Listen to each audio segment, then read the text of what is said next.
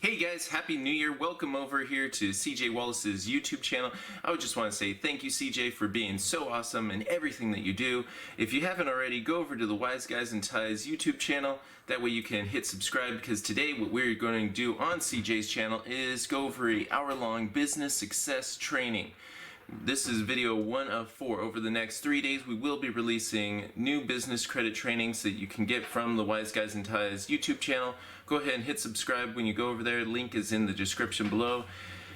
Also, great new thing that we did for Christmas is we gave away so far 4 new accounts, underwriting guidelines, everything that you absolutely need to go out and get those accounts set up today. Go ahead and take advantage of that, and we look forward to seeing you on the other side.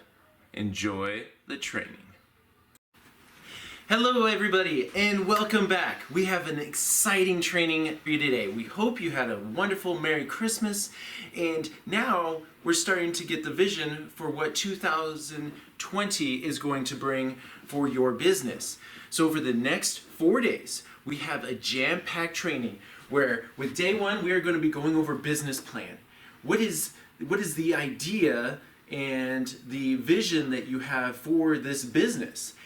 We are going to go in depth on how business credit is not only going to help you raise the capital that you need, but it is also the skill set that you can bring to the table when finding potential investors.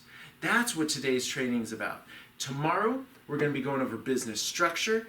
The next day, making money in that business, and the plan to expand. This is a 4-part series over the next 4 days leading up to the new year, starting with the business plan. That is what we're going to be covering right now, and there's nobody better to bring that to you than my business partner, Mr. Joseph Smith. Let me tell you about this guy.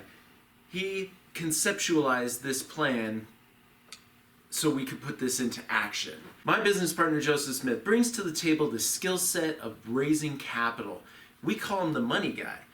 To date, well over $1.25 million of capital has been brought to the table through different avenues, and that's not even including the hundreds of thousands of dollars through business credit that has been raised as well. With access to funds, that allows you to go out there, do the real estate that you want to do, create the businesses that you want to create. So we're going to go ahead and bring Mr. Joseph Smith on up here and have him show us how we can raise the capital for our businesses. All right. Hey, woohoo! Good to see you, partner. Hey, hello, YouTube. Welcome.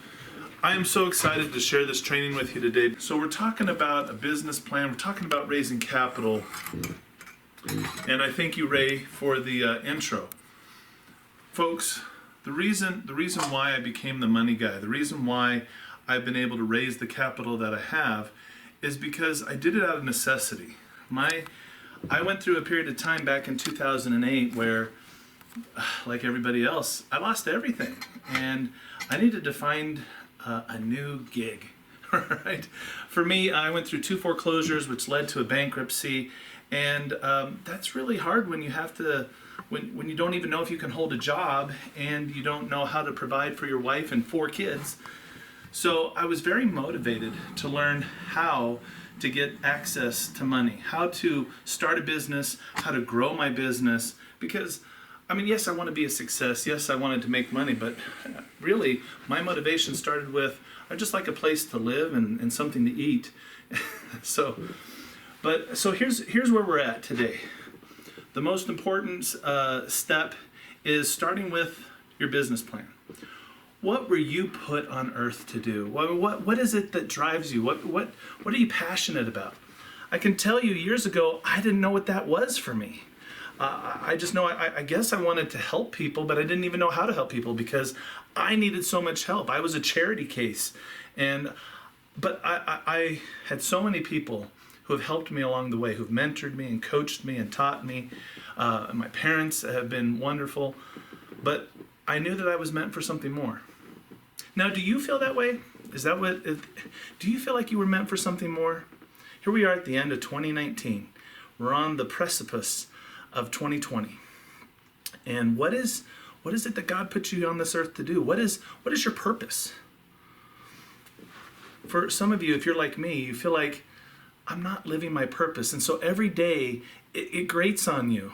It's like nails on a chalkboard. It's like, I'm here, but I'm just sort of subsisting. I'm not even existing. I'm below existence, right? If that's you, and you know that you were meant for something more, or maybe you do know what that is, but you just haven't been able to quite break through. You haven't been able to achieve what that goal is for you. This training is for you because, first of all, the cornerstone of what we believe is that everybody should have a business. If you think about business ownership is really the gateway to living the American dream. That's not what we're taught in school, though, is it? Go to school, get good grades, to get a job, right? What does the job get for us? You've heard us talk about this many times, the 40-40-40 plan. Work 40 hours a week for 40 years of your life to eventually one day retire on 40% of what you currently live off of. No, I mean, that's what makes us worry and have anxiety about retirement. We're going to talk a little bit about that retirement today. But if you want to really live the American dream, it's not go to school to get good grades to get a job, because what does that leave you with? Because you get the job, to get the house, to get the car, and get the wife and the kids, and before you know it, you're saddled with hundreds and hundreds of thousands of dollars of debt that you can never get on top of. That's the American nightmare. Okay, that's being in bondage. That's of indentured servitude to the banks for the rest of your life. And some of you know what I'm talking about. When you're young and idealistic, you don't quite know that yet. It hasn't quite hit home. But that's what I'm telling you. I've been very blessed. I bounced back from that. I was in the POW camp along with the rest of you, right? We're sitting there, we're cold, we're in our POW camp. But somebody took the time to help me escape, right? Somebody took the time to show me the way, to dig the tunnel, right? To find the freedom. And it's not all sunshine and rainbows. I'm not trying to tell you this is going to be easy. What I'm telling you for that a process has a simplicity to its approach, but it is a process. There's a structure to everything. And if you simply follow the plan laid out for you, you can escape too. You can do what you were put on the earth to do. Because I'm telling you from experience, when you do what you feel like is your purpose, what you were put on this earth to do, life brings clarity. There's so much focus. Everything makes sense. Everything begins to fall in line. And you begin to experience success and live life at a tempo that you've never before ever experienced. And this is the start of your journey. So come with me now as we talk about this. So for me, what was my passion? I didn't know honestly what it was. I wanted to help people. But what I got to the point was I learned that, well, I don't want to be a charity case anymore. And I guess what I really realized is I don't want others who feel the same as I. If you're constantly needing help from your parents, or you need help from friends, or you've got to borrow money from Aunt Visa to pay Uncle MasterCard, right? If your life is just you constantly need, then you feel so unsatisfied. And in your relationships, when you have to borrow money from people, let me tell you, that's hard. Who wants to get together for the holidays when everybody around the table you owe money to, and they're going to wonder when you're paying them back? So let's break free of all of that. Let's break the shackles. Let's get a vision. We're talking about 2020. Let's get a vision, because for a lack of vision, the people perish. So if we want to move forward and we want to bring our loved ones with us, we have to have a clear vision. So for me, what I did is I started looking at, okay, I don't know what I want to do. Well, what are other people doing? Somebody's in the restaurant business. There's another person who has a beauty salon. Well, my cooking sucks, and you wouldn't want me to do your hair. So I started looking at other businesses. But one of the things that I noticed was a thread through all successful businesses, even the big, huge, giant corporations, is that everybody was into real estate investing to some degree. And so it got me thinking, and I met several people who were real estate investors. They own rental properties, or they did fix and flips. And that is when the idea sparked. Now, mind you, my previous experience in real estate was I knew how to sign for the mortgage, and then I knew how to go into default and then foreclosure. So that was my experience with real estate. But what I realized was, why should I be paying rent when I could be the one collecting the rent check? And then a light bulb went off. That's what I want to do. I want to provide safe, affordable, and clean housing to people who are looking for housing, right? But not just anybody. There are people out there like myself who have had a few bruises and dents to their credit, who couldn't pass a background check, who couldn't rent, but you're on the right track. You were trying to work within the system that's rigged against you. And so I wanted to help those people out.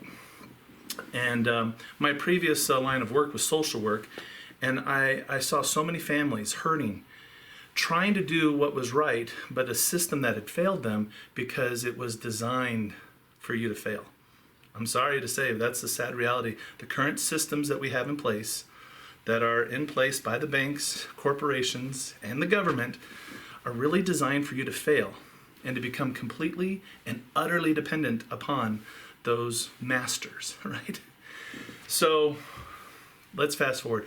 I knew I wanted to get into real estate investing because I saw people living with financial freedom. I mean, some of you, maybe your whole dream in life is, oh, what would it be like to be out of debt? I would love to be out of debt. Is that you? Would you love to be out of debt? Now, I have to tell you that's wonderful, but for some people, that's not a dream. That's like, I want to get back to zero. I'm in the negative. Oh, how I dream about getting back to zero. Getting back to zero without a plan to grow means you're going to go right back into the red. You're going to go right back into the negative. You've got to have a dream for what's your purpose? What value are you going to add to other people on this planet? So for me, it was real estate investing. For you, maybe you have a trucking company. Maybe you have a great idea for the next widget or mousetrap. Whatever it is, if you truly are passionate about it and you want to bring value to other people, the money will follow. All right? So let's talk about the Thousand Doors Project. This was an idea that came to me after, I don't know, I'd really been trying to do real estate investing for about 3 years, unsuccessfully. But I'd gotten educated and I'd tried to raise money unsuccessfully. I tried to do a couple of deals. I did do a couple of deals, but when you think about the time and energy that went into it and what I actually got paid, it was more like I had a hobby of doing real estate investing, not an actual business model yet.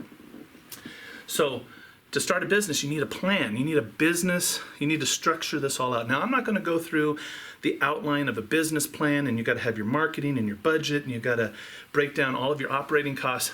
That is important. And if you want more coaching on how to do that, you need to definitely connect with us for that. I want to give you the big overall vision. So for my business, the Thousand Doors Project, what I knew that I wanted to do was invest in real estate. And so I had a conversation one day, and I said with my business partner, so here I am over here.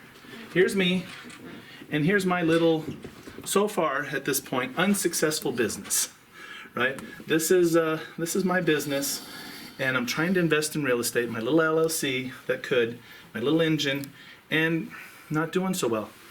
And I realized, well, a lot of people that invest, they team up with other people. Because I have a lot of strengths, but I also have a lot of weaknesses. I am not somebody you want to trust with a hammer in a house, okay?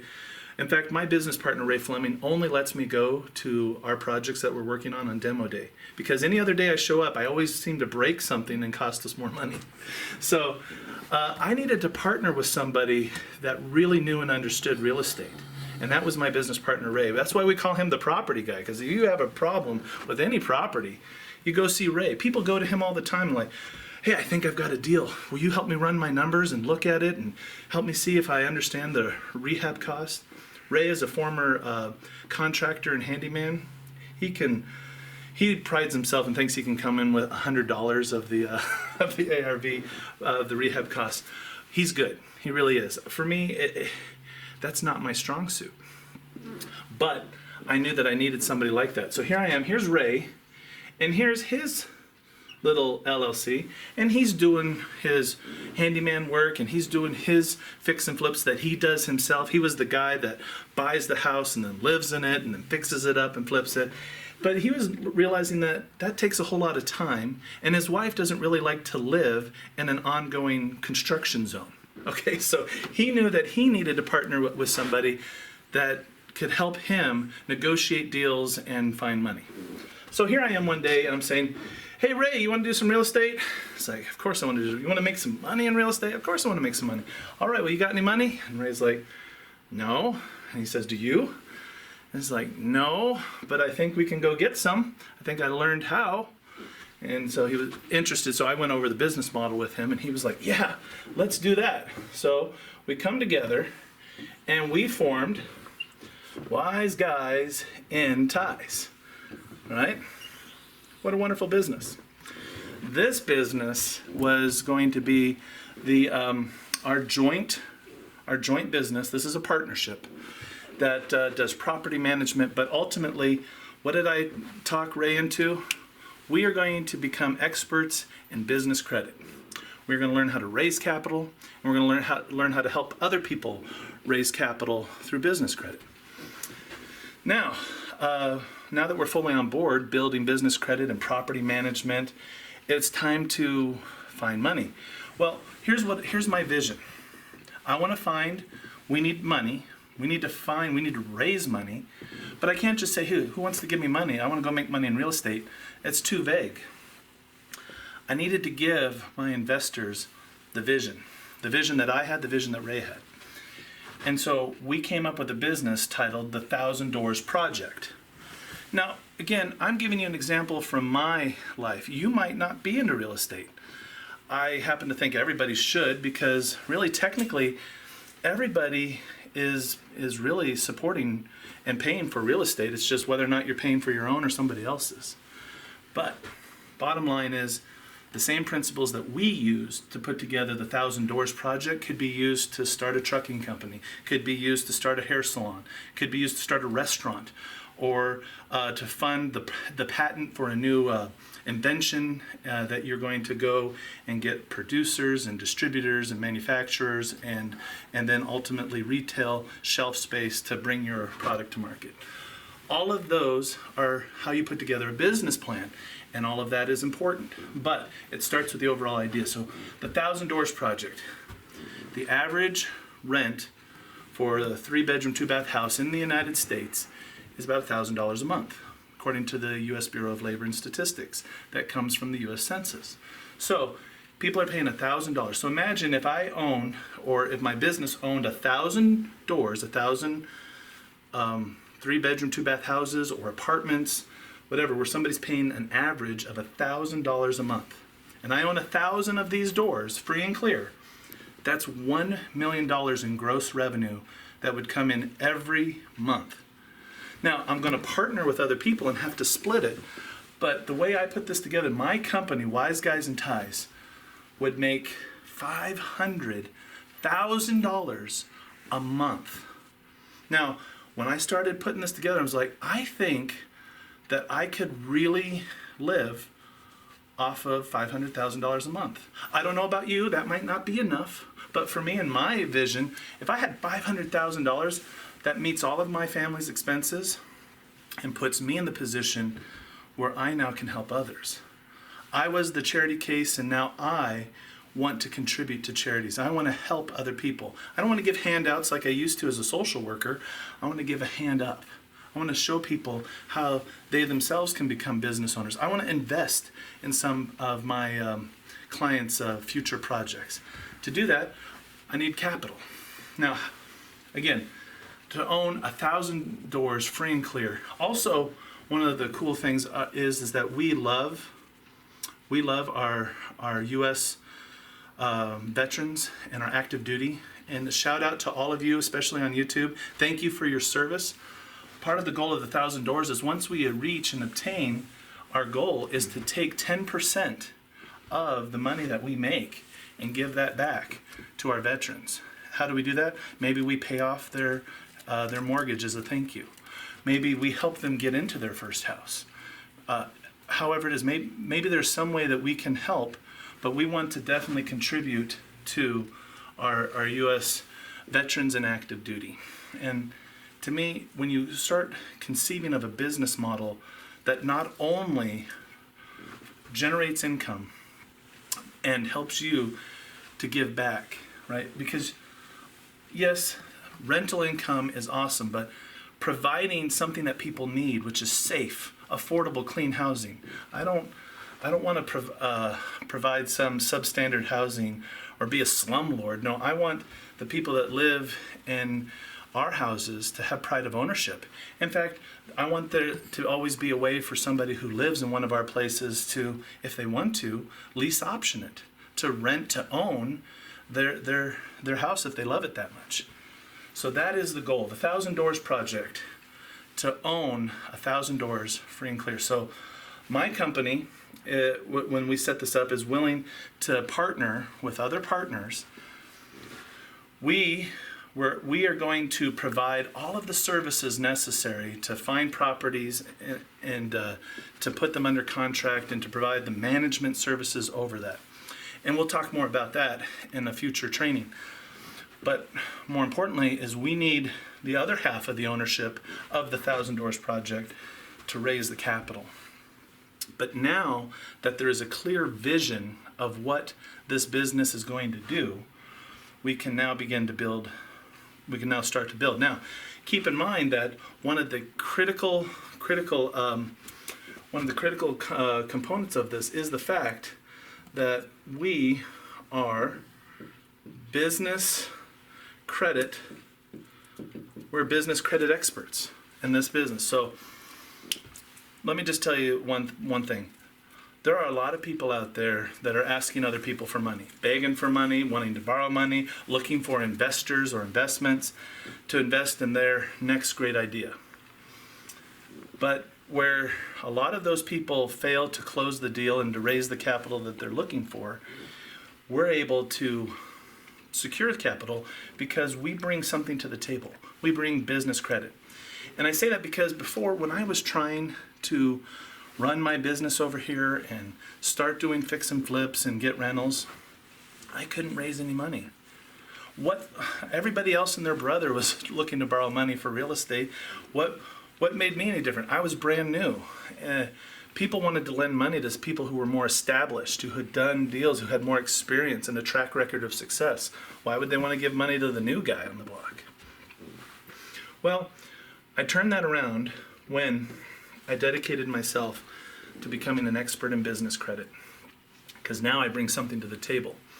And I'm going to show you how we do this, the conversations that I had, how I actually raise capital. I want to give this training to you. But keep in mind that I bring to the table business credit. So as I have conversations with people and I talk about my business model and how I want to bring people in on that, what I'm doing is I'm protecting their investment, because I'm going to also bring to the business that we start business credit. What does that mean? When you work with the Wise Guys and Ties, we help not only our businesses, but we help other people's businesses establish business credit for the first time. And in the process of establishing business credit, in a very short period of time, it only takes 6 to 12 months when you utilize our program, you can get $50,000 for your business in trade lines, store credit, fleet credit, cash credit, $50,000. Now, that's not the end of business credit, that's the start of business credit. Your foot's in the door. Once we establish business credit for businesses, we then go out to raise $1 million if you're looking for investing in real estate. Maybe you just need another $100,000, $250,000 in lines of credit or loans, or you need an SBA loan, whatever it is. Once you have established business credit, we will work with you to help you find lenders that will lend to you. And why will they lend to you? Because you have business credit. You're bringing something of value to the table where other lenders will say no to you. If you ever try to go to the bank and say, I'm starting a business, I need money, they go, that's a good one. No, because let's face it, when it comes to the world of lending, if you really are desperate and you need money, nobody wants to lend to you. But if you have a vision, a plan for success, and you already bring something of value to the table, other people want to jump on board. So I want to encourage you, if you don't already have business credit as part of your business plan or your model, you need to change that, because this is what changed everything for us. Because now, Ray and I, we went out and we found people and we started raising money for this business. And we'll get into the specifics of that. But here's how a conversation basically went. I'm looking to raise capital. And it would be great if I just had a whole bunch of money sitting in the bank, I'd invest it. Right? Wouldn't that be awesome? Or what if I just had an angel investor, somebody who loves me and just wants to, hey, here's $100,000, go make some money. Not all of us have somebody who wants to give us $1 million to start our real estate business, right? So we have to go out and find money. But who has money to lend to us? If the banks aren't going to lend to us, who will? Well, this is where I started getting educated and I learned that there's a lot of money out there. Do you have any idea how much money is out there in people's retirement accounts? I'm talking about 401ks and IRAs. How much money is out there? Do you have any idea the total amount, just in the United States alone? Folks, that amount is well over $20 trillion. 20 trillion, with a T, trillion dollars, well over that, in people's retirement accounts. I mean, we could pay off the national debt, but, then nobody would have any money. But here's the point, with $20 trillion out there in people's retirement accounts, how's that doing? Do people love their retirement accounts? Are people excited about how much money they're making in their retirement account? I'm going to tell you, the vast majority of people aren't. I mean, you look at the stock market and it's strong today, but it is so volatile. It's up and down, up and down. And so you make money, you lose money, make money, you lose money. And sometimes that's how people look at real estate too. And that's how people look at a lot of assets. But here's where you've got to help give people a vision. And so, follow me if you will. I'm having a conversation. And see, it's all about having conversations. It's about being real with people. We're not going to talk about weather. We're not going to talk about the sports. Unless the people you're talking to are meteorologists or they happen to play professional sports or amateur sports. You want to get to know people at a deeply personal level. Because people will only give money to those people whom they know, like, and trust. So you don't get somebody to know, like, and trust you if you meet them every once in a while and you end up talking about the baseball game, the football game, the basketball game, and how the weather is, and then call that a day. You don't build a true relationship. You got to put yourself out there, and you got to get to know the people that you're looking to raise money from. So I'm going to tell you, you got to stretch yourself. You got to step outside your comfort zone, and you got to be willing to have conversations with people about things such as religion and politics. Now, I'm not saying you have to go out there and try to convert everybody to the way you think about things, religiously or politically. But what I'm talking about is putting yourself out there and being vulnerable and getting to know other people. So sharing, not from a confrontational standpoint at all, but just being willing to share and stand up for what you believe in. And being curious and wanting to know where other people are coming from. Again, not in any confrontational way, because I'll have you know right off the bat, if you don't already know, I'm a Christian. And I'm not ashamed of what I believe in. But I want you to know I have a whole range of people that invest with me. I have people that don't share my beliefs at all. Atheists. I have people that don't share my political values at all. I'm a conservative. But that's okay. That doesn't mean we can't work together and help each other out. But when somebody knows me, they know who I am, what I believe, what I stand for, they know me. I become a known quantity. When I get to know them and I understand where they're coming from, again, I don't seek to argue or get into, why argue about religion and politics? It's a fruitless endeavor, right? One side thinks you're a fool and the other side thinks they're a fool. So if you start arguing about it, both sides are fools, really. So, but if you just seek to really gain understanding, to really listen and see where people are coming from, that's what people want. It's not that you need to go out and share what you believe and what you know, like, and trust. You're curious about what they believe and about what they think about things. All of this has a purpose. People love to talk about themselves.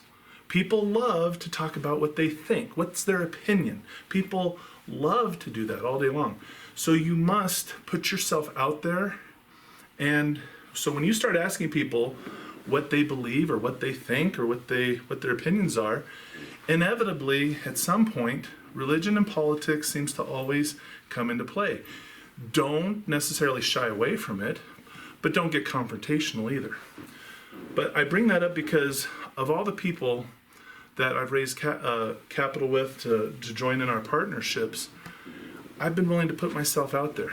Some of the people I've met share my beliefs and share my views on things, and others don't.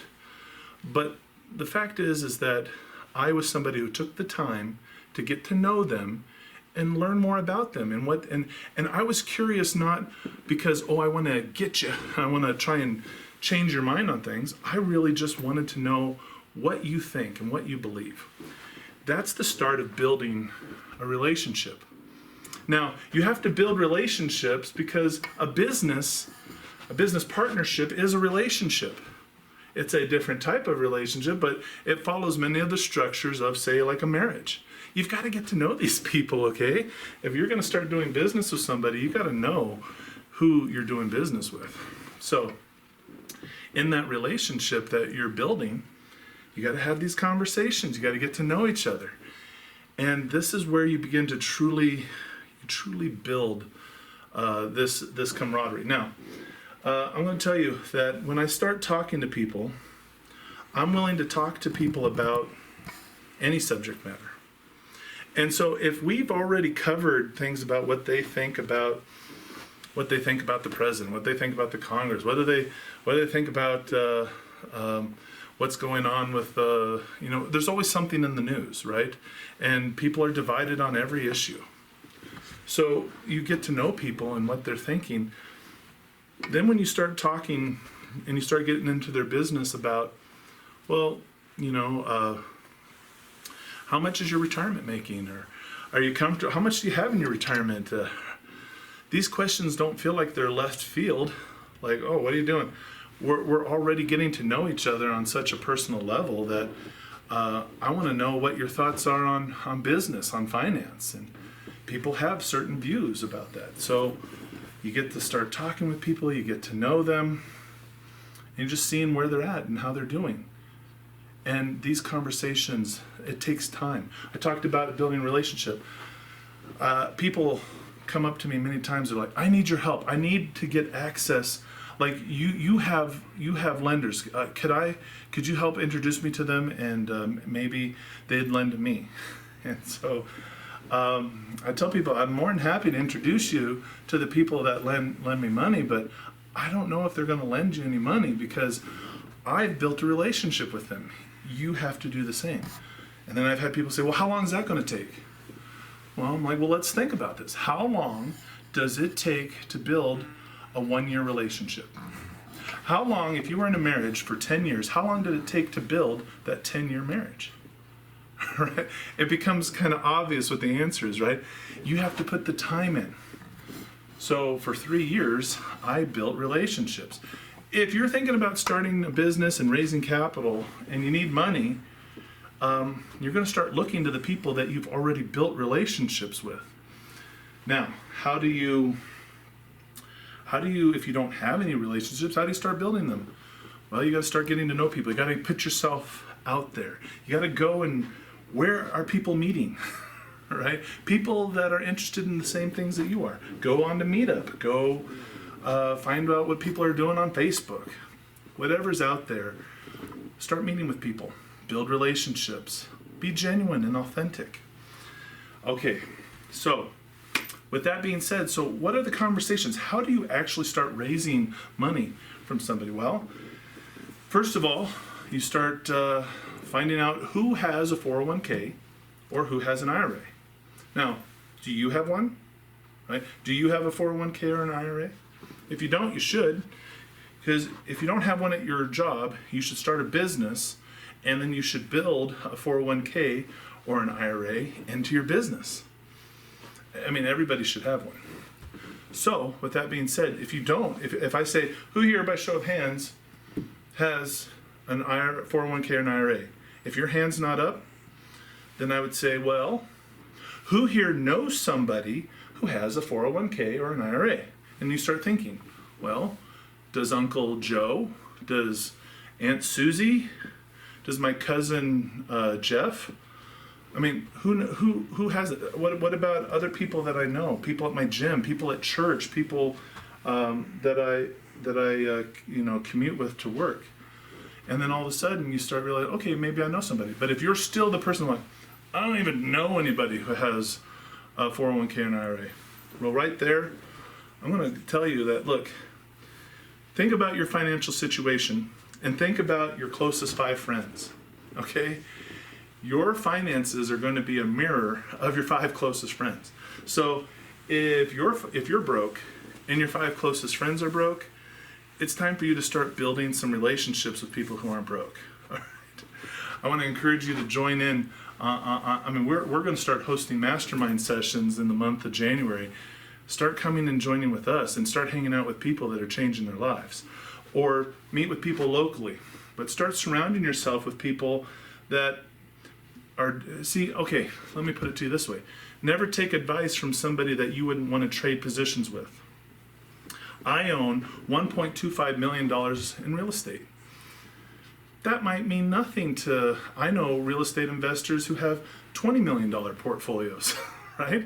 They're not going to want to take my advice. I want their advice, right? But if you don't even have one property, you haven't even done one deal, and you want to do real estate, you're like, yeah, I'd like to be like Joseph there. See, I'm just getting started, folks. Just getting started. I'm like 2 years into a 10-year plan to become a multi-millionaire through real estate investing. So I only have $1.25 million that I control, and I'm cash flowing that quite nicely. It's totally a blessing from God. But for those of you who want to start doing what I'm doing, then you would take advice from somebody like me, right? I would take advice from somebody that I want to trade spots with. So if your local friends that you surround yourself with aren't really doing that much better than you are, it's time for you to start getting some friends who you can surround yourself with and start getting their advice on how to do things. All right, so we're talking about how to have the conversation with folks. So for me personally, I'm doing real estate investing. If your business model is something else entirely, then you have to adjust this conversation. But if you want to start raising funds from somebody who has a 401k and you don't have one, then who do you know who has one? If you still don't know anybody, then who do you know who knows somebody who has a 401k? Start networking, start expanding who you know. So then once you start meeting people, you've got to build a relationship. How do I build relationships with folks? Well, a lot of times I just offer to buy them lunch, take them out and just get to know them. If I'm at a networking event and I'm coming up with somebody and I really like them and I think they're interesting, and maybe they might even be a potential investor with me, I want to build that relationship.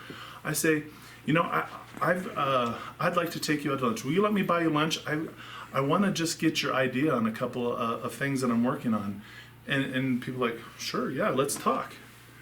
And then so I can share with them some of my ideas and I can also get their opinion, right? I want to draw them out. I want to know what they think about things. So as I build a relationship, I take people out to, posh, exotic places like Chick-fil-A. Chick-fil-A is a good place to take people out. Where else do I take people? Oh, well, sometimes we might go for a Costco special, right, at the lunch market. Look, I meet people wherever they're at. If we want to go sit down at a really nice restaurant, we'll sit down at a nice restaurant. But I find that most people, they're cool just meeting them wherever they're at. I don't want to bring them to my office, right, because there's a different dynamic there. And I don't want to go meet them at their house. Again, there's a different dynamic there.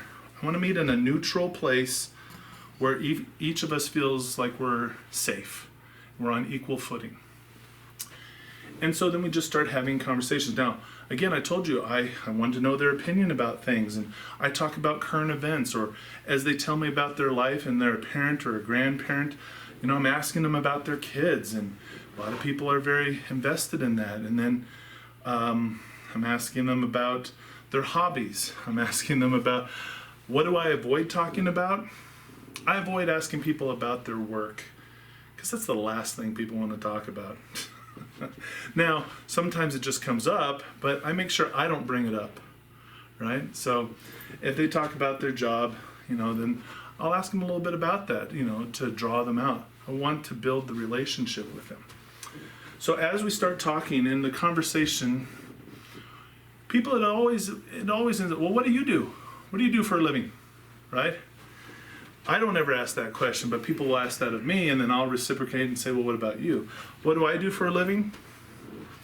I help people achieve their God-given purpose on this earth, and I help them find the resources to do it. What do you do for a living? I mean, what I tell people, it can depend. A lot of times, if the relationship is appropriate, I give an answer like that. If it's intriguing to somebody, I create intrigue. You help people achieve their purpose, and you give them the resources to do that. That's what I do. That's my job. But what other answers do I give? I'm a real estate investor. What else do I say? I'm the money guy. I help people get money to grow and to start and grow businesses. And then what do if I want to build that relationship, I always talk about, because I never want to make them feel like I'm trying to sell them. Although we are, all of us, trying to sell each other every day, our different ideas and stuff. But if I say, look, my job is to help people achieve their God-given purpose and give them the resources to do that, I would say, you wouldn't happen to know anybody that would be interested in that, would you? Right? I'm like looking past them. I'm like, hey, do you know somebody that I can do that with? And a lot of times the reaction is, well, yeah, I need that help, right? What about me? What am I, chopped liver? No, but I mean, again, it's just a way for me to really, it's a soft approach, let's call it. I don't, if I want somebody to invest in one of my projects, I don't say, hey, I want you to give me money, because then I look desperate. No, I don't want that. I don't want to borrow money from people. I don't want you to borrow money from people. That's not what this is about. I want you to give somebody an opportunity to invest with you and get a return on their investment that is beating whatever return that they're currently getting. So how do we do this? How do we have that conversation? Well, I might start talking. Somebody asks, so what do you do? Well, yeah, I help people who have, so we're talking about 401ks, IRAs, right? I help people with 401ks and IRAs grow their retirements about 2 to 3 times faster than the stock market through real estate. You wouldn't happen to know anybody that's interested in that, would you? All of a sudden someone's like, wait a minute, did you say 2 to 3 times? Yeah, so I asked them, how much are you making right now on your 401k IRA? And they might give me an answer ranging from, I don't know, I don't even look when this statement comes in, to people who are like, about 3-4%. And I was like, oh, really? If there was a way that I could help show you how to double or even triple what you're currently making in your 401k or in your IRA, backed by real estate, would you be interested in having that conversation? It's like, wait a minute. Would I be interested in having a conversation? Sure. Of course, yeah, I'd be interested in having that conversation. Well, how does that work? And then I do my best job drawing for you the diagram that I'm going to put on the board here. And so, here's what I say. So here you are. You've got a 401k. Now, is this an old 401k that you had at a previous job? Or is this a current 401k that you're currently contributing to? 2 different ways to deal with that. Or, do you have an IRA? a Roth IRA, traditional IRA, right? All these different people, they have these different accounts. So what do we do? So if somebody has a current 401k that they're actively contributing to, I let them know. You know, I find that it's about 50-50. 50% of the people don't know that they can actually borrow money from their current 401k that they're contributing to. You can borrow up to $50,000.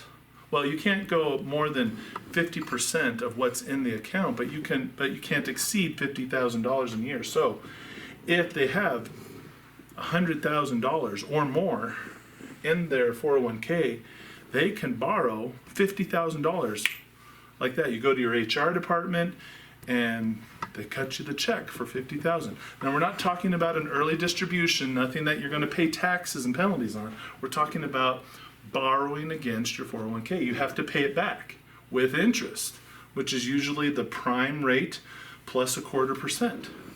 Usually. Check with your HR department to know for sure. But, so that money to pay it back is going to come out of your weekly paycheck. But let me tell you this. Who are you paying back? See, a lot of times you take a loan from the bank, title loan, you might borrow money from somebody, but you have to pay them back with interest. When you borrow money from your 401k, you're paying yourself back plus interest. That grows your retirement account faster than what the stock market's doing right there. But let's say this is an old 401k from a past job, so you're no longer currently contributing to it, or you've got an IRA. The next thing that you've got to do with these is you've got to roll it over. You've got to roll it over with what's called a third-party custodian. Now, why are we talking about rolling it over? Well, because the goal is I want to show you how to get checkbook control of your retirement money so that you can invest it. All right? So, you roll it over with a third-party custodian, and they're going to make sure that they're following all the rules set forth by the IRS so that you don't do anything that's called a prohibited transaction, so that you don't invest with certain people you're not supposed to invest with, or you don't invest in certain investments that you're not allowed to, right? So the third-party custodian is helping you make sure that you're doing things the right way. Now, from there, third-party custodian helps you set up what's called a self-directed IRA. Now, self-directed meaning you choose where the money goes. I mean, how many people have a 401k or an IRA and you have no idea what you're invested in? Some mutual fund somewhere. I think I got something in Europe. I don't know exactly where it is. Right? I know we're investing in something China's doing. Self-directed is you're going to start directing where you want the funds to go. Now, here, follow along with what I'm saying. I want to invest in real estate, and I'm going to back their investment by real estate. If real estate isn't your business model, let's say you want them to invest in your trucking company, well, then you're going to back their investment with the truck, right? Or you could still use real estate. I am going to back your investment with my house, right? You can tie their investment to something, but you give something for people to invest in. Now, the third-party custodian, right, if you leave it right here in the self-directed IRA, then the third-party custodian has to basically approve every transaction that you do. This is where a lot of people stop. Maybe somebody here wants to invest in silver or gold, right? So they take their 401k money, they go into a self-directed IRA, and then they buy gold, right? And if you do that, make sure you actually get tangible gold that you're actually putting into an account, a vault of some kind for your self-directed IRA. Don't get the sheets. Little side note there. Okay, but this is not what ultimately is the best, because the best would then to take the next step and have your self-directed IRA own its own LLC. Now we would have a self-directed IRA LLC. Here's the thing that's important about the LLC is the LLC, once it opens its own business bank account, right, gives you checkbook control. So you tell your third-party custodian that I want to move money into the self-directed IRA's LLC bank account. And then the money moves right here into the LLC. This is great because now you have checkbook control. That's like a double-edged sword. That's good and bad because now you make all the decisions on how to invest and you don't have to go to the third-party custodian, right? But if you make any mistake and you invest in an investment you're not supposed to, or you invest with somebody that you're not supposed to, or you benefit in some way from the investment, I mean, there's so many rules, right? You got to get educated. You got to make sure you're working with somebody like me who knows this. In fact, this is so complicated that I actually hire an attorney to make sure that I'm doing everything right. So when I'm showing somebody and I'm walking them through this process, I give them the peace of mind saying, hey, look, when we do all of this and we're going to invest in real estate, I'm going to hire the attorney, not you. I'm going to hire an attorney, and they're going to look this all over to make sure that we're compliant with the IRS tax code. All right, and you're going to be in on that call. And if you've got questions, you're going to be able to ask them. All along the way, I'm trying to give people peace of mind. So when we take the LLC and we invest in some form of real estate, right, their LLC is put as the lien holder, right? They're going to be on the deed of trust for the property.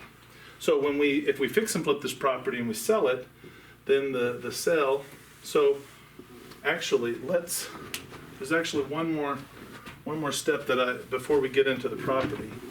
Before we get into the property, let's actually put that. So here's Ray and I. We have our business, Wise Guys and Ties. So here's what we're going to do is we are going to form another business. Look at this. It's starting to get complicated, isn't it? We're going to form another business, and then this business is going to go get the house. Got that now? So this business gets the house. Now, after, say we're fixing and flipping, the money comes back from the house, goes into the LLC. Then this LLC pays out the split, right? And so then this money can go back, and then Ray and I would split that between our companies. But see, follow how this went. We showed somebody how to take money. We started over here in their IRA. We rolled it over to the third-party custodian, and then they helped us put it into a self-directed IRA. Then we took our self-directed IRA and we formed a self-directed IRA LLC. That LLC partnered with Wise Guys and Ties, and we formed a partnership LLC. And then we used this partnership LLC to go invest in a house, say a fix and flip, bought it, fixed it up. Then after we sold it, the money, the profit, comes back to the LLC, and then that is split between our company and the self-directed IRA LLC. And then we could keep it going, or that was just one deal and we're done. And then you put this money from the deal back into your self-directed IRA. And what we've noticed just in the past year is that our investors made anywhere from about like 3 to 5% per deal. We finished 3 deals this year, and we started 2 more, right? So within a year, imagine doing about 4 deals. So that means that our investors are making anywhere from 12 to 20% return on their investment using this model. Now, where in the stock market with your mutual fund are you making 12 to 20% return on your investment? So once I draw this out for people, and it's usually on a napkin, right? But people, I just make sure that they get it. They follow the flow of the chart and how the money is. And then people are like, so my business here is on the title? Yeah. This joint business we have is on title. and you're protected. So if anything, God forbid, ever happened to us, you still control the property. You could hire somebody else to finish it. You could finish it yourself, sell it as is, get your money. The reason why you hire us to do it is because we buy properties at a discount, maybe at auction or through just the community of investors that we know. We buy our properties with such a steep discount that if we needed to just sell it as is, we're at least going to get our money back. So, is real estate investing risky? Yes. Can I mitigate all risk? No. But I can mitigate much of it through having knowledge of knowing how this works. Where does business credit come into play with all of this? Well, here's what I'm able to do. Because other people do this business model. Why do people lend to me? Because here's what I'm going to do. I'm going to build business credit here on this LLC that we set up, this brand new partnership LLC. And this is going to guarantee, at least in the first 6 months, $50,000 of the investment. So imagine if something goes wrong at the project, or all of a sudden money was needed back here, we'll have a $50,000 cushion. This is what I'm going to bring to the table. I'm going to bring the knowledge of how to put business credit together, right? I'm going to bring the knowledge of how to add value from day one to our business. Before we've even made $1 of profit, we're already going to have access to $50,000 in lines of credit. Well, it's going to take us about 6 months to do that, but that is another way that I'm showing you, look, this is how we're going to set everything up the right way, and we're going to protect your investment by making sure you're a lien holder against the property, and our business is going to build business credit to help us cover any unforeseen thing that happens. Now, if you're trying to invest with an investor, and you know real estate investing is risky, and I'm already showing you how you're protected here by being on the deed of trust filed with the county, and I'm showing you how we're building business credit, you're starting to see, whoa, this really isn't as scary as it sounds, because people who are investing in real estate for the first time, they're a little bit scared that they might make a mistake. So you're going to show them with your knowledge and with your ability to structure a deal that you're going to give them the maximum protection that's possible, knowing, of course, that things can go wrong, but I'm doing everything I can to protect you and your money. This is the power of business credit. This is the power. Now, is business credit alone making that work? No. We started with a vision. I know what I want to do. I'm getting people on board with the idea of, let's build a business that's going to achieve 1,000 doors that we own free and clear over the next 5 to 10 years, right? In doing so, let's also protect our investment with business credit, right? Let's protect our investment with business credit. Let's protect your investment with if we choose to get money in the future, business credit helps us borrow more money. Let's make sure that we protect you through non-recourse collateral loans. There's so many different things. I could go on and on and on. I'm so excited because I want you to go out there and be fearless, to build relationships, to have conversations, step outside of yourself, get to know people, ask their opinions, see what they like, right? Because nobody cares about you until, and what you have to offer until they know that you care about them. So get to know people on a personal level. Really genuinely invest in building relationships and friendships that turn into partnerships.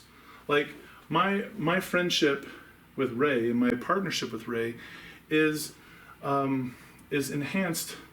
We have a business together, which could create drama, but because we have business credit, that protects both of our investments. In a future video, we're going to talk about insurance, and we're going to talk about different kinds of insurance. There's a lot of other ways to protect yourself. But the point is, you're going to start a business, you got to have a vision. You got to have a plan. You take your vision, you take your plan, and then you can raise capital. There's a lot of ways to raise capital. This is a way to take somebody, an ordinary, everyday person who has a 401k or an IRA, and show them how they can invest in your business, into your business opportunity.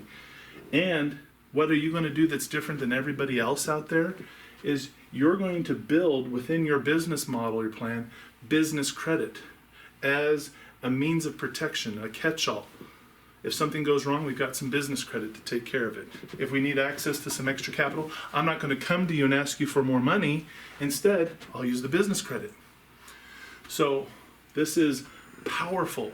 When you can show somebody your vision, you can show somebody how you're going to structure it, protect them, and you're going to take business credit and give them the opportunity to protect themselves and grow. Now you've got the start of an excellent business plan.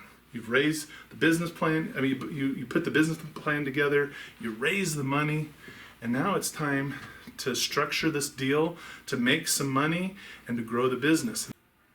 Hey guys, Happy New Year. Welcome over here to CJ Wallace's YouTube channel. I would just want to say thank you, CJ, for being so awesome in everything that you do. If you haven't already, go over to the Wise Guys and Ties YouTube channel. That way you can hit subscribe, because today what we're going to do on CJ's channel is go over an hour-long business success training.